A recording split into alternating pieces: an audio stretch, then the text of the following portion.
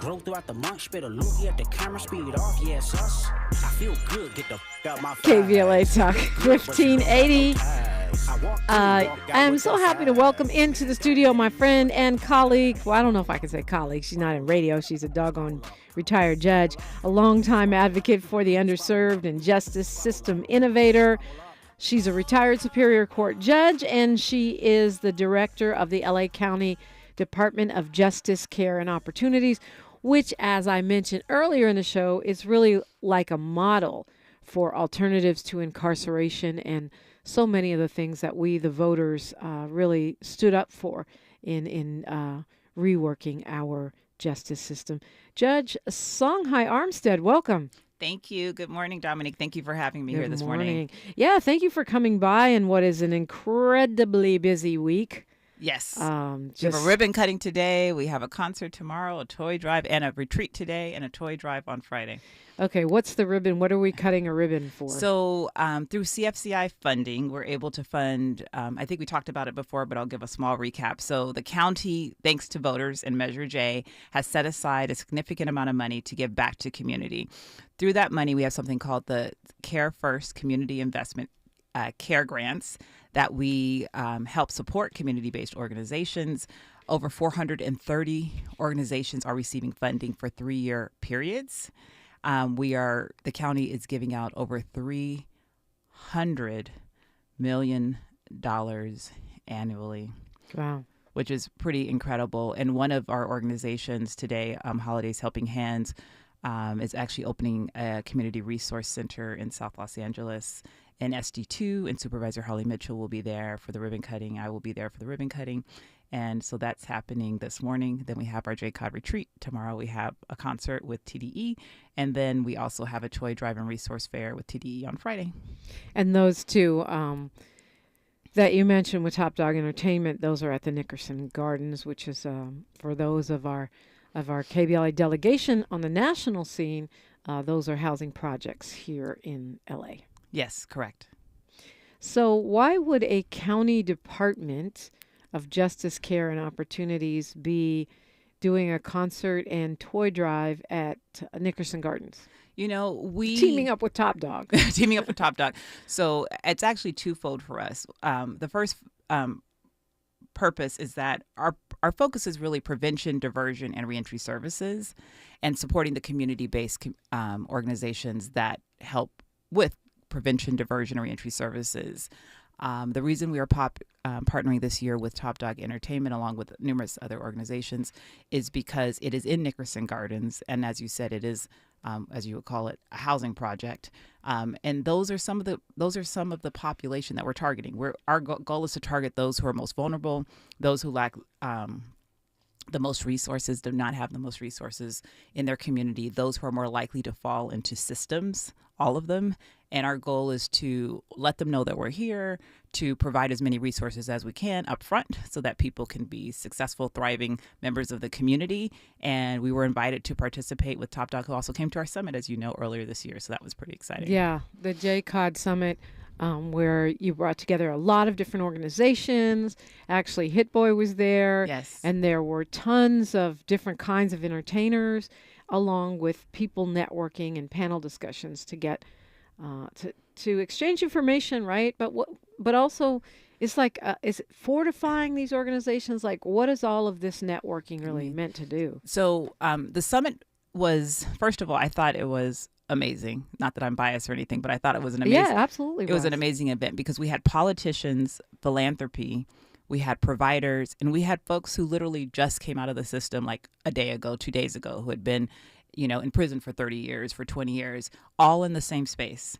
There were a number of things happening all at the same time. So there were discussions where you could go and observe a panel that was led by, an editor from LA Times. There was a panel led by a radio star, and, LOL. And they talked about everything about so how did we get here? What are our next moves? What things were on the ballot? Right. I mean, but that's standard for a panel, but you've got all these organizations. What are you trying to do in the activist space? In the activist, or in the, alternatives to incarceration. So we are showing data. We're figuring out what it is that we need to continue to do to expand the work. We are letting folks know how to come together. When you asked me why do I bring organizations together, because we have learned that the best work happens when organizations come together. It's not in silos that things work. It's when people come together. Even in funding situations, the programs that have been really successful are the ones who partner with other programs that they didn't know that they even knew. And that sometimes happens in our Incubation Academy, which we can also talk about later. Yeah, well, I think, I want to talk about the Incubation Academy. This is where you help sort of nurture these organizations so that they can thrive. 'Cause Yes. it's a competitive and, technically tricky field to keep an organization running. But I think a lot of us have fire top of mind because of what happened in Malibu yesterday and just these warnings. And Yes. even if you're not in Cali, the climate emergency fueling Yes, sort of an endless fire season. this is true. And you guys, and we just voted on that on the ballot, and you guys are taking people a step further in trying to bolster the troops that we need, the firefighting troops that we need to face these times, right? Yeah, 100%. So what our listeners may or may not know is that it's not unusual for government to utilize the skills and talents of those who are incarcerated to build fire lines, to teach them how to be forest firefighters, to help them dig trenches to stop fires from spreading. And so that's not unusual. What is unusual is for those folks to be employed after they leave incarceration, and to be able to expand on the skills that they've already learned. And so there has been some movement. Actually, it started under Governor Brown to sort of give folks an opportunity to, get their records cleared, to go ahead and become forest firefighters, and depending on previous charges, also structural firefighters. And so we started a fire camp. We utilized the space in Calabasas, which is actually fire country for LA County because it's surrounded by mountains and everything like that. And it used to be a juvenile camp. It used to be Camp Gonzales. And now it's LA County Training Center. And we just graduated our very first cohort, which is super, super exciting. So the folks that graduate from this, they're people that may have worked as fighting fires while they were in the system, while they were incarcerated. Before, they probably would have come out and not be able to utilize that experience. By going through this academy, what happens? Well, what's really neat about this academy, and I don't know of any other place that does this, is that we partner with 3 community-based organizations. The first one is FFRP, which was started by 2 young men who were formerly incarcerated and were in fire camp and wanted to figure out how do they continue that work. And they were able to make it through CAL FIRE and gain leadership roles, and then started this nonprofit. So they are actually the first line trainers for this population. So they've lived it and they've done it, which is amazing. We partner with ARC and also Amity. So those are our providers at the facilities. Anti-Recidivism Coalition. Folks from the county love to say initials. Who else knows what it means? But ARC is pretty famous. Yeah. But the point is they get some kind of certification? They do. How are they able to work? So they get certification for wildland firefighting through FFRP. And we also partner with Los Angeles County Fire Department, and they do the second bit of training, and then they get certification for structural firefighting.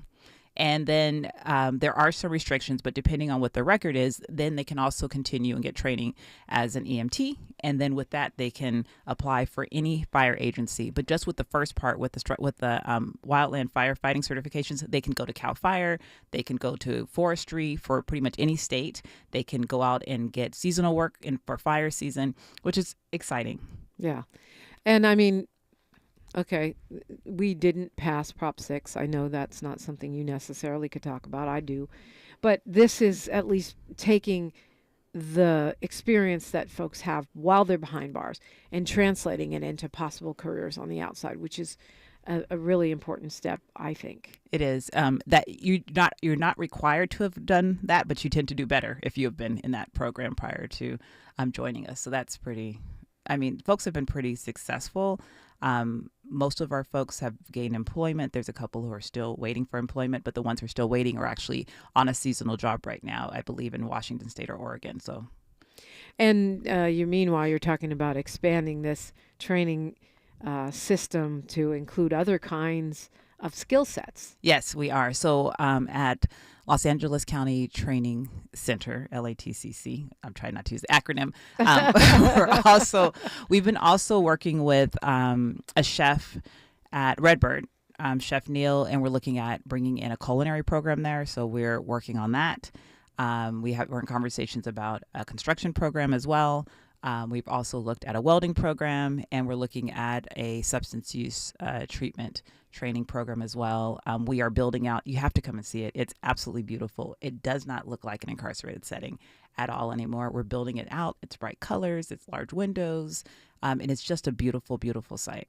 And it's not an incarcerated setting, right? It is not an incarcerated setting. It's a camp setting where you can get your act together for your next phase of your life. And you can live there. We feed you. We provide all your services, and you get stipends while you're going through training. So, I mean, it's been pretty incredible.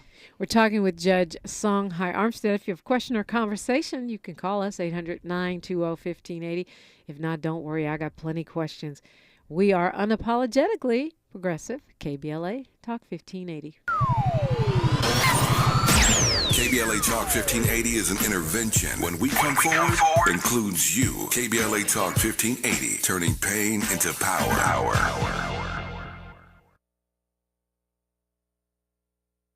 Hey, Mom, I've been meaning to talk to you about some new COVID information I saw online. I read that 3 out of 4 adults in the United States have a high risk factor for severe COVID-19. And Black folks like us with certain conditions like diabetes, heart disease, mental health conditions, or being 50 and older are at high risk. Boy, you sound like a commercial. I'm just saying. I know you love your ginger teas and essential oils, but remember, there are treatment options for COVID-19. I promise if I get sick again, I'll call my doctor to ask about my options.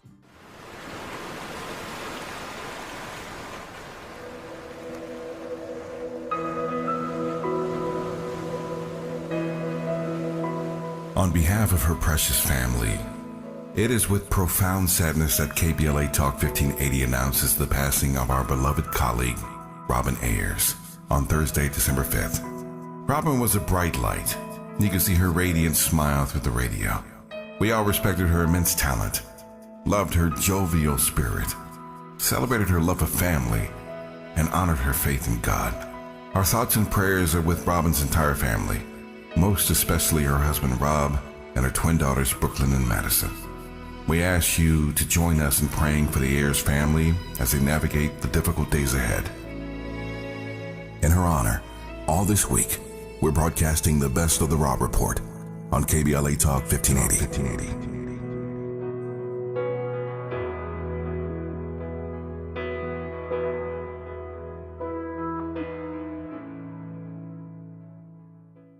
Downy Rinse and Refresh. Break up with stinky clothes. Rinse it out. Every now and then I get a little bit tired of the stinks that just will never come out. Pour Downy in the rinse straight. Every now and then I rinse it out. One wash and it delivers. One wash, it smells so clean. Downy Rinse and Refresh, it's a dream. Downy Rinse and Refresh. Fights odor in just one wash. Guaranteed.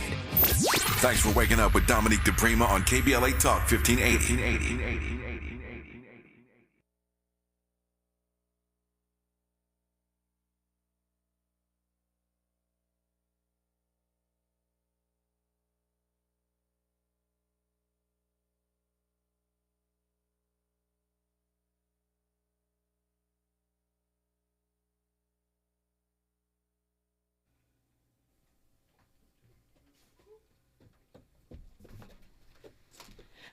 Little technical difficulty there. We are on the air with Judge Armstead. Judge Songhai Armstead is my guest.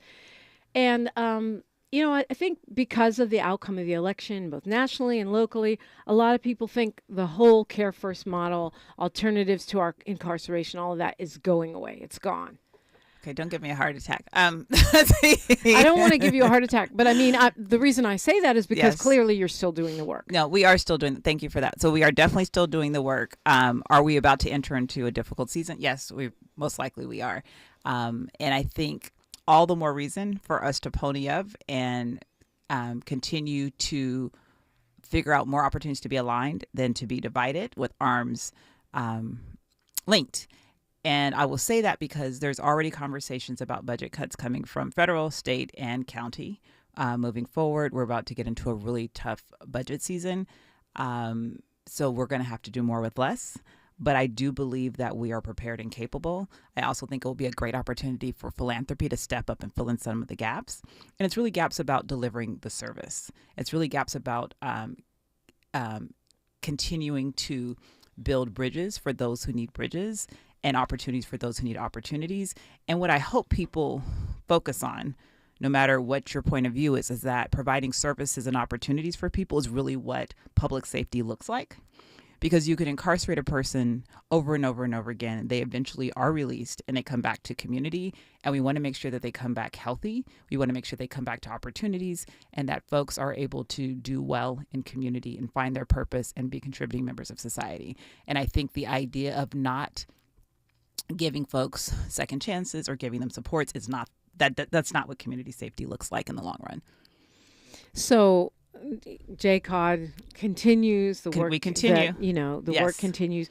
Most people by now have heard me on a public service announcement talking about of course, that's what we do here, about the hotline. The call center, yes. Yeah, the call center.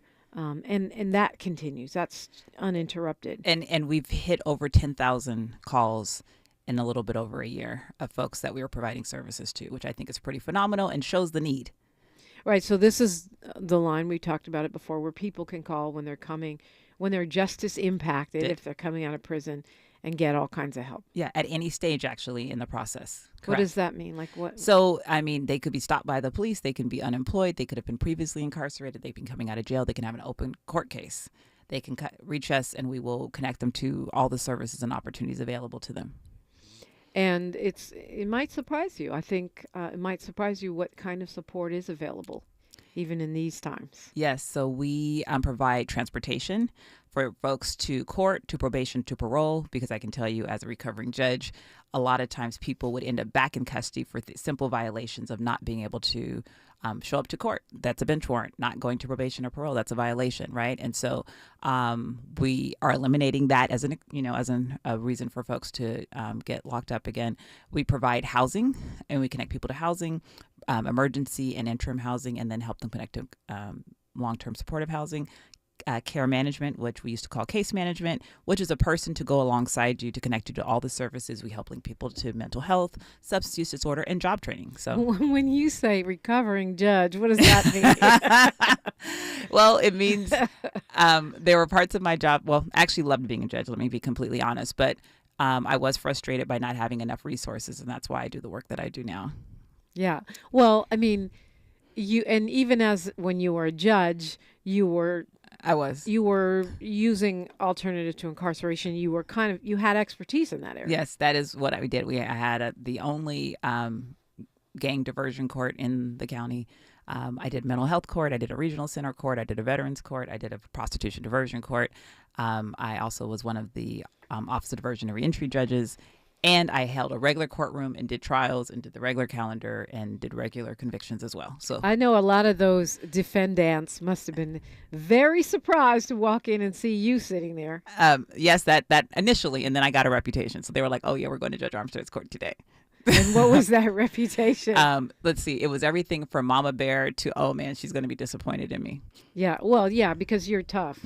I am. I don't play. Yeah. I don't play, but I do it with love. It's kind of that tough, that mama tough love stuff. This is going to hurt me more than it's going to hurt you. But you know what I found is that for a lot of the folks that I talk to, I would hold them accountable, but I also said, this is not what's meant for you. Like there's something else that you're supposed to be doing. And sometimes I actually would have guys that you wouldn't even imagine. They would cry when they knew they had to go to my court because they're like, man, I let her down. She's going to be so disappointed in me. And for some of them, they would tell me like I was the first person that they had experienced because their life was full of trauma that actually believed in them and spoke life into them. And I think people need more of that so that they can step into where they're supposed to be.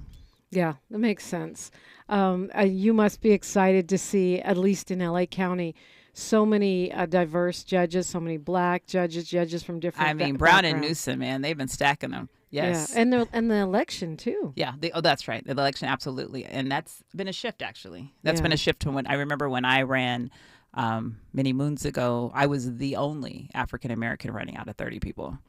So, and now we have elected, I think 5 in this last cycle, 5 black judges. Yep. Which means every single judge, LA County Superior Court judge that won in this last election was black. That was, I'm sure that has to be a first. That definitely was a first.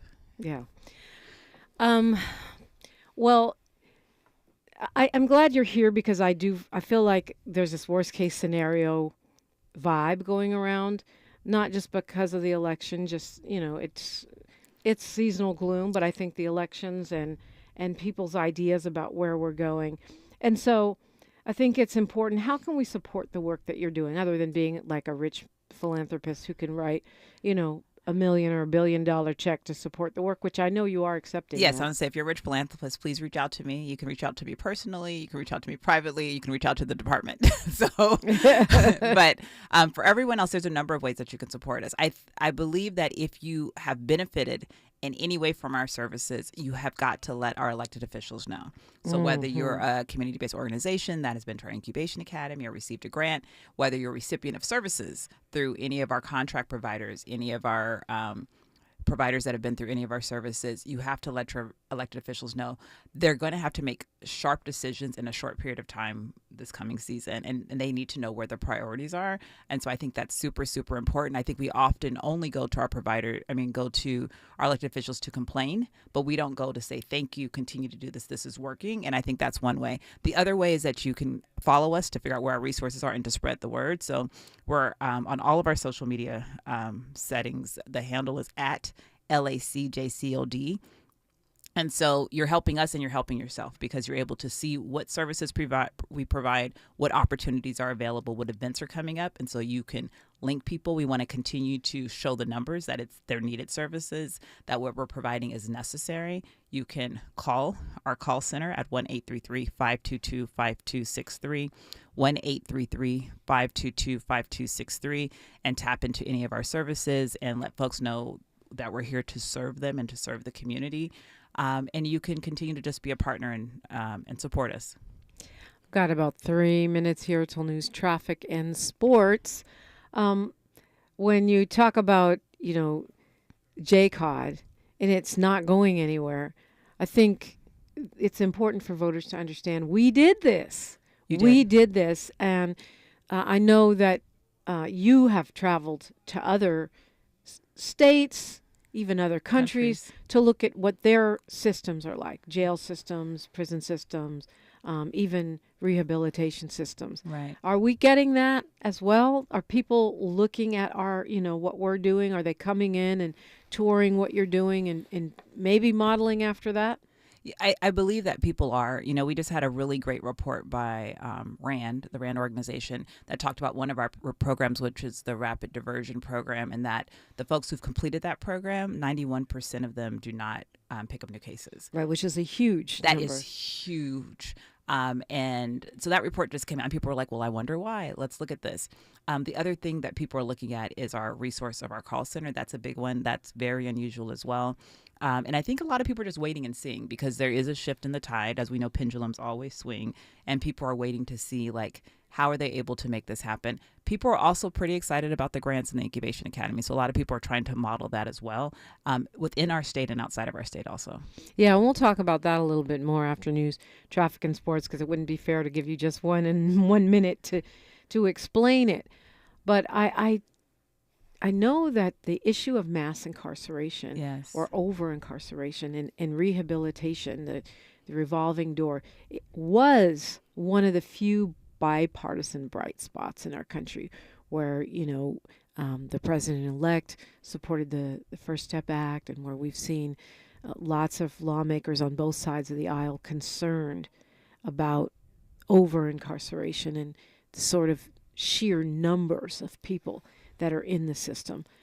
So I'm hoping that the work you're doing can inspire people regardless of their political leanings. Yes, I'm hoping so too. I'm hoping that despite a person's political leanings, that they can see that folks getting connected and feeling hopeful is, as I said earlier, really leads to safer communities. I'm hopeful that they understand that folks coming home to resources and services keeps people from going back into the system, because there is that revolving door, and we want to stop that cycle. And there's a generation revolving door, and we want to put an end to all of that.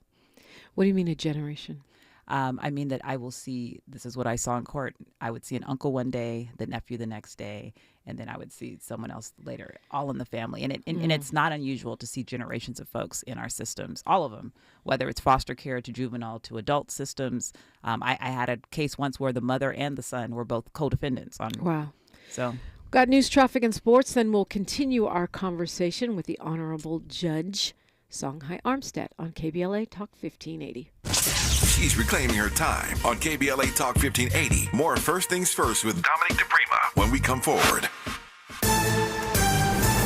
I'm Bree Wood with 4 things you should know from BIN News. A wildfire in Malibu, California called the Franklin Fire has burned over 3,000 acres with zero containment. Brutal winds are fueling the blaze, affecting 18,000 people and destroying fewer than 10 homes. Pepperdine University has canceled classes. Luigi Mangione, the 26-year-old Ivy League grad, is fighting extradition to New York for the second-degree murder of United Healthcare CEO Brian Thompson. He appeared in a Pennsylvania courtroom Tuesday and was ordered held without bail. President-elect Trump is nominating former Fox News host Kimberly Guilfoyle as U.S. Ambassador to Greece and Tom Barrett as Ambassador to Turkey, citing their experience and leadership. And best-selling author James Patterson is giving $500 holiday bonuses to 600 independent booksellers across the U.S., continuing his tradition of supporting bookstores since 2015. Get BIN News on demand 24/7 at BINnews.com. Lowe's knows how to save you time and money. Order what you need by 2 p.m. to get it delivered same day. Valid on eligible in-stock orders and select zip codes for same-day delivery. Subject to driver availability. Fees vary based on purchase. More terms apply. See Lowe's.com/same-day delivery for details. This is the KBLA Sports Minute with Ray Richardson. USC's women's basketball team had no trouble with Fresno State last night at the Galen Center. The Trojans, ranked 5th in the country, dominated Fresno State 89-40. Juju Watkins and Kiki Irefin combined to score more points than the entire Fresno State team. Irefin led the Trojans with 24 points and 12 rebounds. Watkins finished with 21 points and 5 assists. The 9-1 Trojans are back in action Sunday against Elon at the Galen Center. Kawhi Leonard practiced with the Clippers Tuesday for the first time this season. Leonard has been doing rehab and treatment on his right knee since training camp. He was held out of contact activity, but participated in most of the team's offense and defense drills. Clippers coach Ty Lue said there is still no timetable for when Leonard might be able to play. The Clippers are 14-11 without Leonard and have the 6th best record in the Western Conference. No debates, no speculation, just the info you need. That's your KBLA Sports Minute. I'm Ray Richardson. More news, opinions, and conversation when we come forward on KBLA Talk 1580. We asked seniors how to prevent Medicare scams. My best advice, if you get a phone call, do not talk to the person. These people are well trained. Don't talk to them. They don't know me. They're just trying to scam me. Don't be fooled. Hang up. Just hang up. Never give out your Medicare number. They're going to get your number to put in a false claim. If I get a call from someone, I don't pick up the phone. And should I pick up the phone and they ask for information, then I hang up. How do you detect Medicare fraud? Just like I check my credit card statements, I check my Medicare statements monthly. Scammers can get a hold of your number, order medical devices through your account, and you're not even going to know about it if you don't look at your statement. Check your statement every month. If you get your statement and you see something that you know you did not have done, you report it. Call your senior Medicare Patrol. To report Medicare fraud, call the Senior Medicare Patrol at 855-613-7080. Are you an entrepreneur looking to take your business to new heights? KBLA Talk 1580 is your partner in success. Every day, we celebrate and elevate Black-owned businesses across our community. Our KBLA SMB Marketplace currently features The Cookie Dip, Badass Bakes, Hair Concoction, Higher Education Accreditation Consulting, LACC Radiology Technology Department, and Malik Books. Your business deserves to be heard. Let KBLA Talk 1580 amplify your voice and connect you with our powerful community of listeners. Email smb@kbla1580.com today. That's smb@kbla1580.com. At KBLA Talk 1580, we've got your black.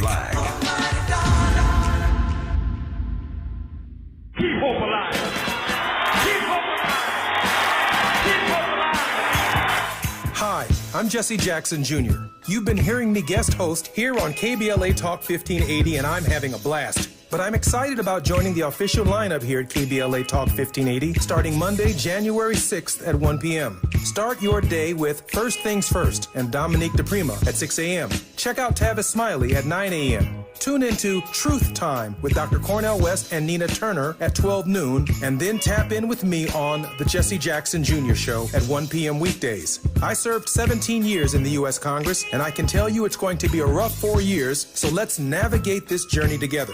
It's The Jesse Jackson Jr. Show, starting Monday, January 6th at 1 p.m. on KBLA Talk 1580. We've got a lot to talk about.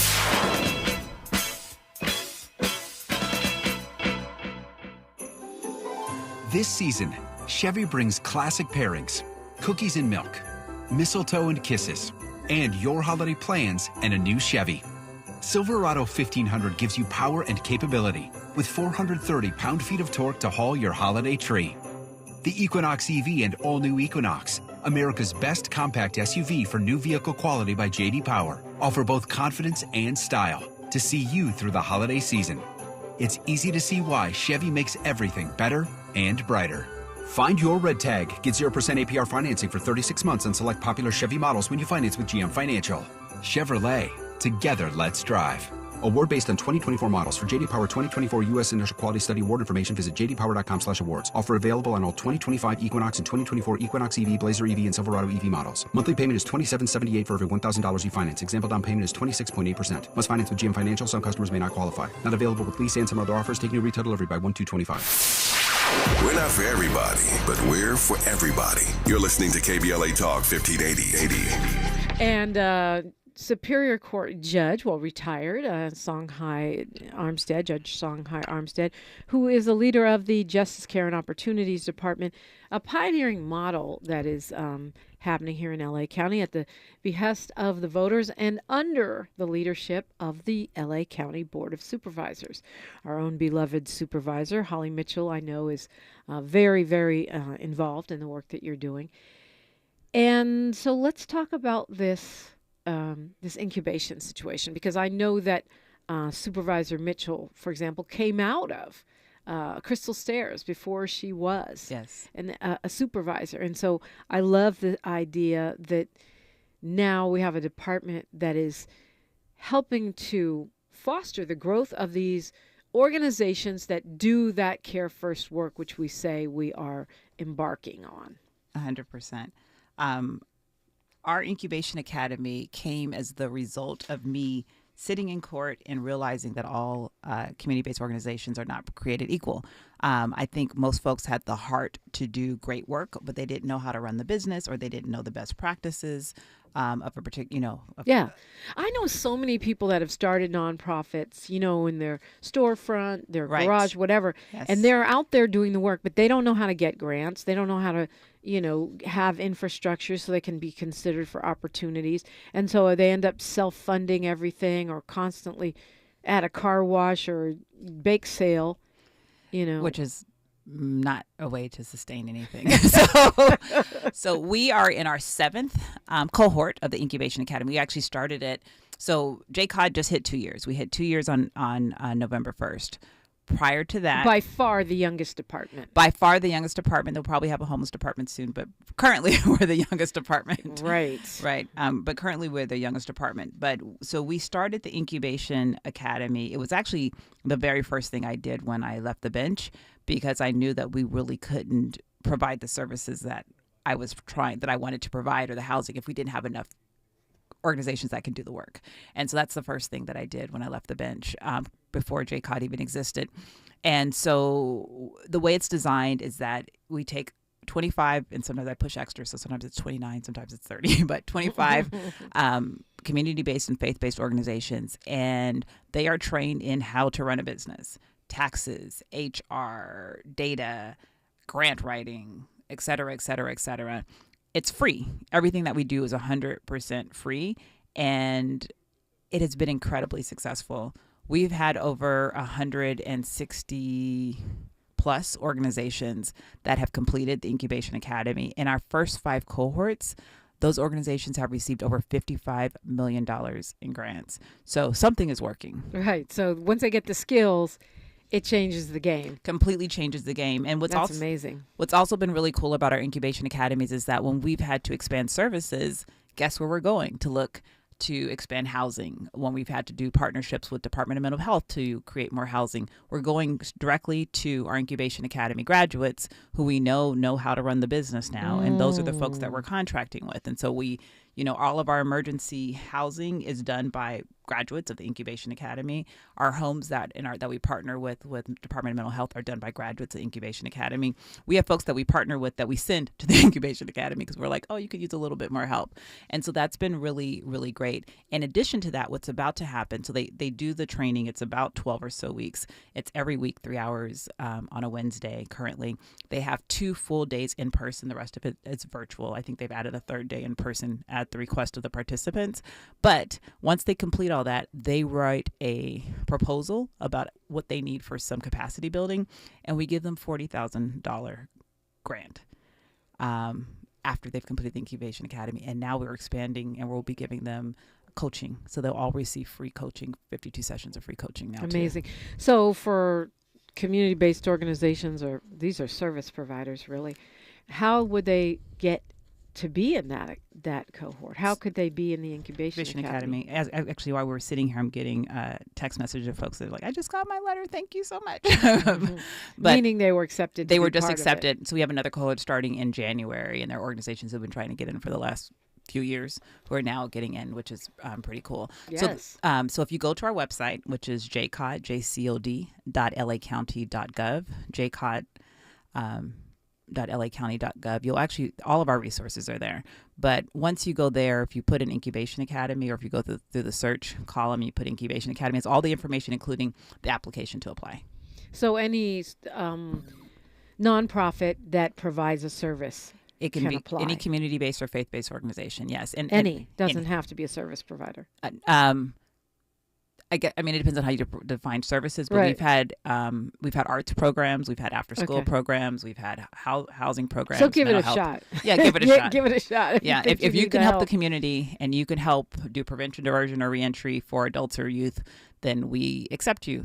It just takes a moment for you to get there. No shade, but I think it's so important because, we do tend to see the same groups getting all the grants year after year after year. No shade to those groups. Some of them are my faves. But I always think it's so sad that there's these folks that have great intentions, great hustle, and they just don't have the knowledge. And so I think that's super commendable. If we can get more strong, sustainable community organizations and service providers, that's part of building capacity to even do care. And it's been really exciting because like this past Saturday, I went to the grand opening of a youth center in Compton. That same organization also does housing. That same organization does after school programs. They do prevention programs, reentry programs. We fund our organization, this is interesting, that does VR for folks in prison and coming out of prison to help them know how to handle situations where they can practice it before they have to go and live it. VR role playing. Wow. What do you do in a traffic stop? Like what happens when you need to ask? Interesting. Isn't that crazy? Let's go to Mark calling us from LA. Good morning, Mark. You're on with Judge Songhai Armstead. Oh, yeah, LA. Hi, Mark. Hi, how you doing, Dominique DiPrima? And good morning, Judge Armstead. I think you ladies are doing phenomenal work. I just want to go ahead and say that. Thank you. And I'm hearing about great programs, but I'm listening to see if there's a financial literacy piece that you have for folks that are coming out of reentry. And I only say that because I know the educational system, even in, not even in facilities or incarceration, even outside of it, they're just not being taught.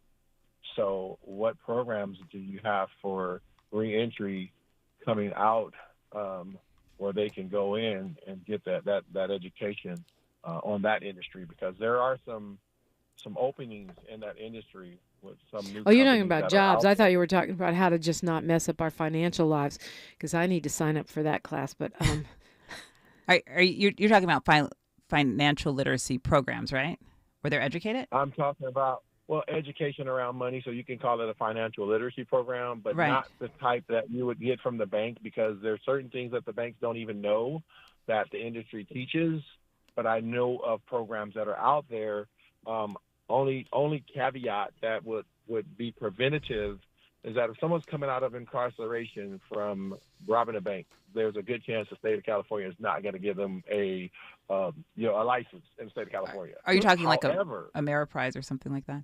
Yeah, to be in that industry. Yeah. Not only will the state of California, most financial institutions are not going to hire them. No, they're not. Well, let me answer the first part of your question. So we do have financial literacy. So we have a number of programs that, so all of our care management programs, financial literacy is part of the curriculum. Our Youth Overcoming program, that is part of their curriculum. We have programs called Power, which is our women's housing, our program. We have 5 houses for women and children who've come out of the system. And we also have single fathers in that housing program. Financial literacy is part of that, as well as parenting and other services as well. So we do work that in. We do have some taught by banks, and we have some taught by other organizations. But if you have more resources that you'd like us to look into, if you go to our website or if you email JCOD at lacounty.gov, you can also send information there, or PIO at jcod.lacounty.gov, and we can look into other resources that you're recommending. Yeah. Absolutely. Yeah. As I just think that's game changer for those who, and I also had a question too on certain people who have records expunged. Yes.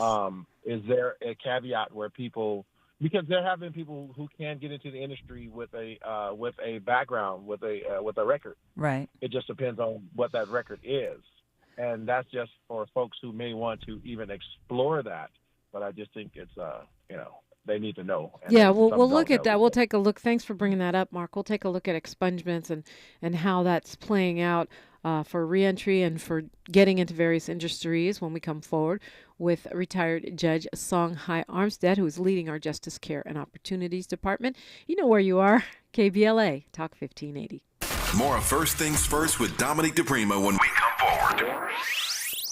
Have you heard of the 50-30-20 rule? This can help you spend and save your money wisely. So, how does it work? Distribute your dollars into 3 buckets. 50% towards needs, 30% towards your wants, and 20% goes to savings. Use this tool to help your journey to financial success. Sponsored by J.P. Morgan Chase & Company. KBLA Talk 1580. We've got a lot to talk about.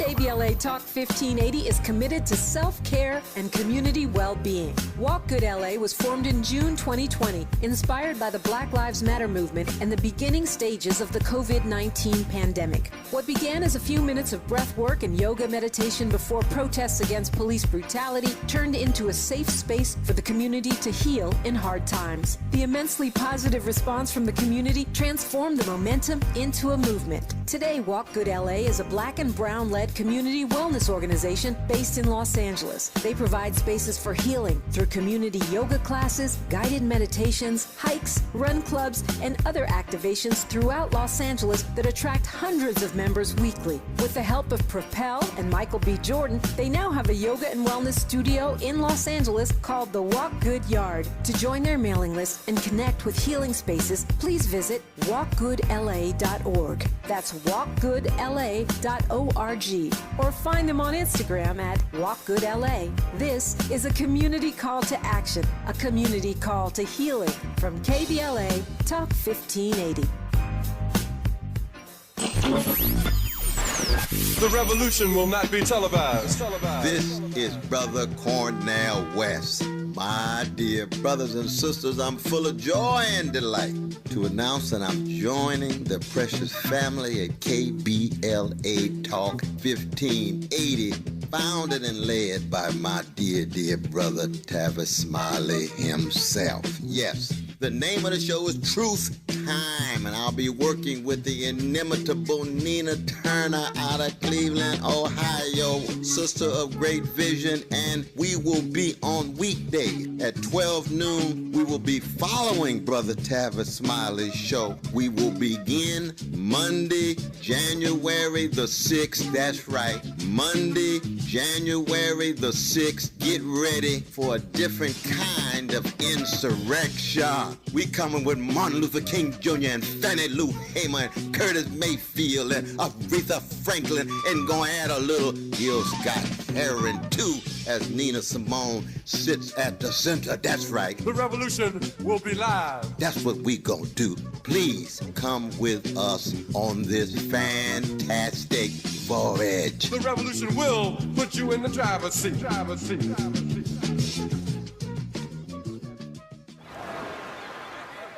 Hear that?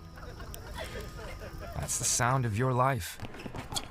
Perfectly imperfect. Beating in rhythm to the world you've created. But every time you drive after drinking, the music gets drowned out. Your life sounds pretty great. Don't let a buzz ruin it. Buzz driving is drunk driving. Don't drive buzzed. A message from NHTSA and the Ad Council. Hey, John, why so glum? I just got let go. The company's downsizing. This is the third time in the last 2 years. I'm done with this. Have you thought about My Computer Career? I've heard they can train you for a career in IT in just a few months, including cybersecurity and the basics of AI. And you don't need prior training or experience. Now that's a recession-resistant career. Wow, thanks. I'll check them out. Go to mycomputercareer.edu and take the free career evaluation. mycomputercareer.edu. Financial aid is available for qualified students, including the JCOD. The conversation continues right now with Dominique DiPrima on First Things First. Judge Songhai Armstead of the Justice Care and Opportunities Department. JCOD.lacounty.gov is where you can find out more info. So Mark was asking about expungements. That's when you get something taken off your record. I know everything might be in flux because the laws are changing right now. Right. For the most part, it depends. Once things are expunged, most jobs, then you're good. A lot of people have Second Chance Act programs where I know the county does, most government organizations do, and actually LA County just changed that they don't even look back beyond 7 years now for most charges. And there used to be charges that there was absolute exclusion. They've removed that hurdle. Our department in particular, we target folks that have been who've been justice impacted. Target them to hire. Thank you. We target them.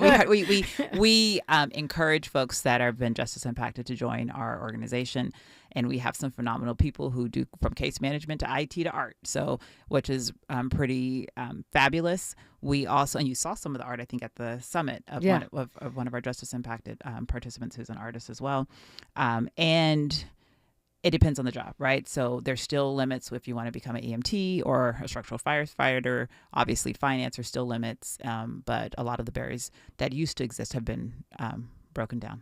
I feel like I meet more hip-hop people with you than like friends I have that work at record labels. I'm just saying. It's really interesting to me the way that all of these folks, 1500 or Nothing, and those folks, Top Dog Entertainment, just all kind of Metro Boomin, like the people that are supporting the work that you're doing. It's just like a roster of modern hip hop, not even the old school guys. It's like, the guys that are really in the trenches right now. What's that about? We are, it's my old life and my new life coinciding. That's right. Exactly. Because you worked in entertainment. I did. I've had many lives. So I think we are really targeting the same population. Okay. Right. And everyone has a story. I had a really conversation with Snoop at one of the Grammy parties where, we talked about Men's Central. He was like, well, I've been at Men's Central, and he was just talking about his experiences. And it's I'm sorry, but it's, rappers need alternatives to incarceration too. I mean, everybody does. Right. Yeah. And particularly people in the public eye, your worst day is publicized. You know what I mean? And so and everybody knows. And yeah. And when you talk about generational trauma, I mean, even the conversation that you had me moderate with Hit Boy, he was talking about how his dad was in prison, and then, and how he was trying to stop the cycle for his own son. So it's the same. And I think what people forget, and this is the thing I've shared with him multiple times, I've shared with his father and I've shared with their managers, is, folks who've been system impacted for long periods of time need to go to a program they need an opportunity to learn how to transition back into community. It's very different when someone tells you when to wake up, when to go to sleep. They prepare your food, they tell you what to wear, and then you have to come back and you have to figure all that stuff on your own. It creates anxiety, and people don't really realize that portion of it for a lot of people. And you need to learn how to deal with money. How do you deal with a phone? Like, how to function. How to function. That's like adulting 101 all over again. And you have to have a crash course in it. And I think and there's a lot of opportunities for people to be supported in that transition. I love programs that we fund where you are actually able to do your last 3 years of incarceration in community, where you're getting job training, you're getting life skills, you're getting family reunification, you're getting housing, you're getting support, and you're learning how to actually adult, as you said, as opposed to just being thrown out with $200 to figure it out. So I love those programs that we fund, and I think that really is the model that we should be going into for those who have to be incarcerated. As we know, our goal is to not have folks incarcerated unless it's absolutely necessary, but for those who are coming out and to have them transition and spend, or for the folks that, when you think about realignment, right? So those folks that are, they've been convicted of a felony, but they have to do it in the jail. It doesn't make sense for them to do it in the jail. There's not enough resources. It's not a good environment. Why not have them do it in community, in a structured setting instead of jail, and let them get their time served there where they're learning skills that's going to help them to be rehabilitated and to be able to be successful in society. Everybody needs transition. Everybody needs skills, even rappers. And support. And as a result, you're more or less opening for Kendrick Lamar tomorrow. You're the opening. I'm going to use that. I'm like, did you know I'm opening for Kendrick tomorrow? No, that's hilarious. That is so funny. Yes. So TDE is doing their 11th annual Christmas concert and toy drive. And so it's 2 days. So on Thursday is the concert. At Nickerson Gardens. At Nickerson Gardens. And on Friday is basically a resource fair and holiday toy giveaway where there's going to be toys and clothes and shoes and a Santa Claus and a photo booth and resources and food and just all sorts of things where folks can come out and but everyone is not, you can't just roll up and see Kendrick and get a toy. Like, you have to be invited, right? No, I mean, everything's open to the public. So it's now how easy it is to access it. I don't know. This will be my first time because going. I mean, but if you look at who's on there, it's going to be quite popular. So it's everyone that's ever been on the Top Dog Entertainment roster. So it's, all my staff said that Kendrick was coming, and apparently it just came out that Kendrick is coming. Yeah. So. So, and you're going to be speaking, right? Yes, we are speaking. So and that's why I said you're opening for him. Yes. So Top Dog invited us to speak tomorrow to let people know about our resources and to be invited to let the 6,000 plus people that they're expecting to be at this concert to know about the resources that are available and the services that we're providing. And so I'm on at 2 and I think Kendrick's on at 3 or something along those lines. Okay, you're probably not supposed to tell us that, but Absol, Doechii, Kendrick Lamar, Schoolboy Q, Sir, SZA. Yeah, it's going to be insane. But I love that. I love that the artists and the hip hop community, not just the artists, the managers, are supporting the work that you're doing. I think that's powerful. It reminds me of the old days of hip hop, and I love that you're able to help organize that. And I'm sure, they're teaching you and you're teaching them. And we're supporting the stuff that they're doing. We're getting toys and shoes and Santa Clauses and everything donated to the events as well. And we're going to be there. We're also going to be doing an expungement clinic as well. All right. At the party. No, not at the party, but at the second day on the Friday. On Friday. Yes. Okay, so you can get a toy and get your record expunged. Yes, so we're partnering with the LA Public Defender's Office for that. So you can get off the naughty list for next year. So, but I think the spirit of that is what I'm really loving. It's that I'm sure, artists and folks in Nickerson's can inform the county, and I'm sure that you as a retired judge and, a leader in this care for space can also help inform them. And so that's the kind of synergy I love to see. I love that you just said the folks in the community can inform the county. Yeah. What I love that. So one of the things that we also did in our department, which is unusual, is that we have something called a Justice Impacted Advisory Board, where we have 50 members, anywhere from 20 to 25 show up but we meet monthly, and they tell us everything we're doing well, everything we should change. Wow. And they Right? Tell us about our marketing. Well, yeah. Well, I can't wait to hear how it goes. You'll have to come back. Molly Bell, the date is tomorrow and the next day. She's in the chat asking. It's time to pass the microphone to the great Tavis Smiley. He's got an amazing lineup for you as usual. Judge Armstead, thank you so much for coming in. Thank you so much for having me. Always so fun to be here and an honor. I'm going to go to Jim Brown decision-making process that he taught other justice-impacted persons in his American curriculum. And it goes like this. Eliminate the negative, establish the facts, and choose your best option. I'm Dominique DiPrima. I'll see you on social media. I'll see you in these streets. I'll see you on this microphone. Like my mama used to say, history is now, and we are making it together. Until tomorrow, one love. KBLA 1580 Santa Monica. I'm Bree Wood with 4 things you should know from BIN News. A wildfire in Malibu, California called the Franklin University has canceled classes. Luigi Mangione, the 26-year-old